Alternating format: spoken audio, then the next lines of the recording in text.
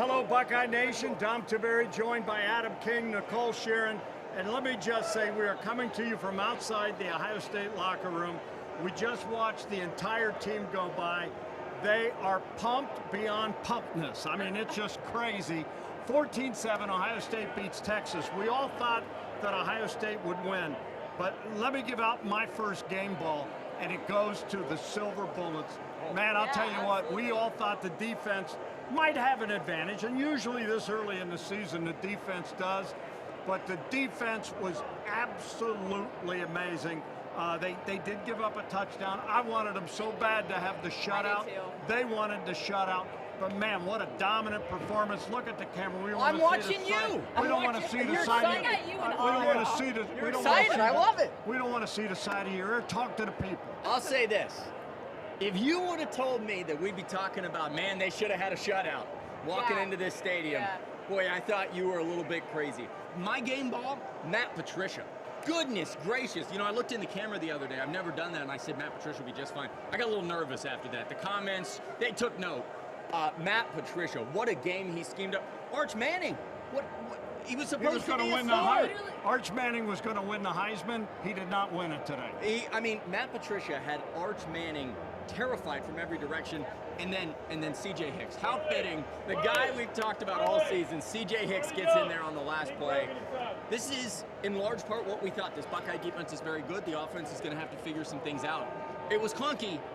But boy, it was clunky against the second best team in the country. Well, also, not only was Arch Manning frazzled, but he had no options. No. I mean, he had no receivers open. The secondary, electric today for Ohio State. So, yeah, kudos to Matt Patricia. We all thought it was going to be great, but, I mean, Arch Manning had nobody to throw to out there. I wish you could have seen Brian Day when he come up here. He was so excited.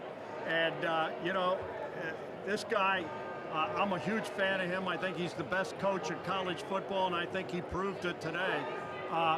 Offensively, Julian Sayin, I thought he had a very good first start. He's only going to grow.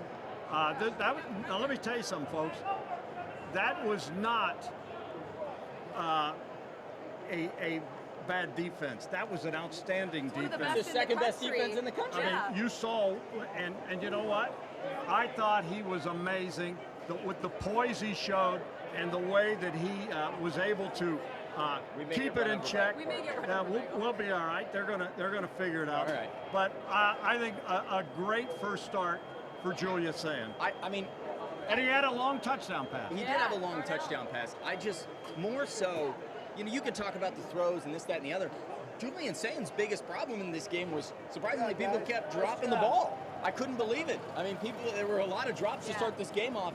Julian Sayin, the way he was reading through the defenses, his awareness, even to roll out and not take a sack there at the end of the game and make sure he got it away, it was remarkable. He did not look like a first start quarterback. He definitely looked like a guy getting his feet underneath him, but certainly I was very impressed with Julian Sayin in this game. More so with his ability to just dissect the defense and find a guy without forcing. He didn't force a single pass today, and that's important. You know, the other thing is, and I know some people are saying, the running game. Yes, it changed. You know, you don't have Q, you don't have Trey, veterans. I thought James People and company did good, given the fact that clearly, to me, Texas wanted to shut the running game down. They wanted Julian Sayin to have to beat them with the throwing the football, and Ohio State did enough throwing. But I thought that the O-line kept pounding, and I was actually happy with how they ran the football. Yeah, no, I agree. I mean, C.J. Donaldson had one of the scores today. Like, they looked very poised out there. They were moving the sticks. That's the whole point of the run game. When you compare it to Quinshon and Trey, no, it did not look like that today. I don't expect it to look like that today. I think it showed a lot of positive things down the road for what this run game can do. But like you said, okay, if they stop the run, fine. I saw a lot of confidence in Julian Sayin and his ability to throw the ball today. Also, can we talk about just how beautiful it is when he throws the ball every time? I mean, his release, it floats. It's just gorgeous. In a good way, not in a bad way. No, it's gorgeous. Yeah, that was on full display.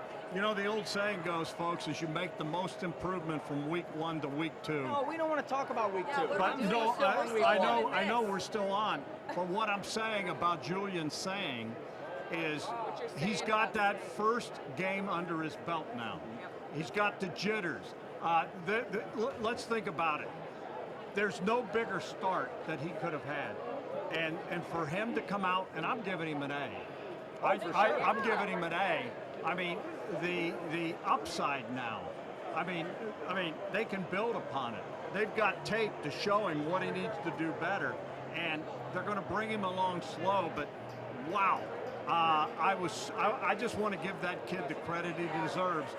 That was an amazing. Can you imagine being 19 and your first start is in this place against the #1 team in the country, and he showed so much poise to me. I'm so impressed with him. You know what I absolutely loved about this game? I think my biggest takeaway when this is all said and done is that it was one of the most group efforts I've seen from an Ohio State win in a very long time. There's no one player that you look at and you go, oh my gosh, what a game.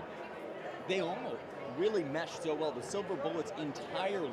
The defensive line got after him. The linebacker, Arvell Reese. Yeah. Oh my gosh, everybody's going to be talking about Arvell Reese for the rest of the season. We knew his name, but the nation now knows his name. The secondary, Jermaine Matthews. And then on offense, this offensive line gave Julian the time he needed to stand back there and make the throws. This might be one of the most complete Buckeye wins I can remember in a very long time. I'll tell you another thing. A former Ohio State assistant coach came up to me and said, you know who is loving this game the most? Earl Bruce and Woody Hayes. Because let me tell you something. Sometimes people take cheap shots at Ryan Day and this football team that they're not tough. What you witnessed today, ladies and gentlemen, was toughness. Toughness, toughness, toughness. This football team, yelling at the people. well, it just fired. And the people out there that want to talk about how they're not tough, well, I'll tell you what. Feinbaum and all these guys that want to talk stuff, where are you now? Where are you now about how they're not tough? Well, I have a question for you, Dom. We've talked about Brian Hartline. How do you think he did today? I thought he did a great job. I think, I love the play calling. It was a little old school. They worked the clock the right way. They made first downs when they had Did to. you just look at my sweat? I'm looking at it. It's hot out here, all right? You don't have to judge it. Now everybody knows. I wasn't looking at Can it. we also talk about, we knew going into this season that this wide receiver room was one of the deepest and best in the country, but Carnell Tate, I mean, what a snag. I think for me, that was my play of the game because it was kind of the dagger on the offensive side of the ball, but it's hard to have a play of a game because, like you said, everybody, it was a team effort. I will say, that holding call in the end zone, that might have been the play of the game. Yeah. If that goes the other way, oh my gosh, it's a whole different ball game. But yeah, you're right. I mean, Carnell, what a catch. Brian Hartline, I loved how the offense looked there. I thought he gave his guys a chance to succeed, and that's most important. And the most impressive part of this is Jeremiah Smith. This wasn't his best game. No, he had drops. Yeah, and so if you would have said that yesterday, you probably would have said, uh-oh. Instead, they found a way to win. That's what Ryan said to me after the game. He looked at me and said, just win. Just find a way to win. Just win. Yeah. That's what I mean, we saw they did the same thing when they faced him in the Cotton Bowl last year. Jeremiah Smith literally didn't touch the ball one time. They still won. So they know how to play without their biggest star. Of course, they want him in the game. But they got, I mean, it's so deep. That roster is so deep with talent. They don't need just one guy. All right, there you have it. That's our take on the game. Next week it's Grambling. Big one. And, you make the most improvement from week 1 to week 2. He's Adam King. That is the one and only Nicole Sheeran. Why is she one and Yeah, only? thank you, Dom. Okay, Can you say that again? Okay, I'm sorry. This is the sweaty Adam King. This is the one and only Nicole Sheeran. I'm Dom Tiberi. Keep it on 10 TV, 10 TV Plus, 97.1 The Fan for all your Buckeye coverage. I'm gonna get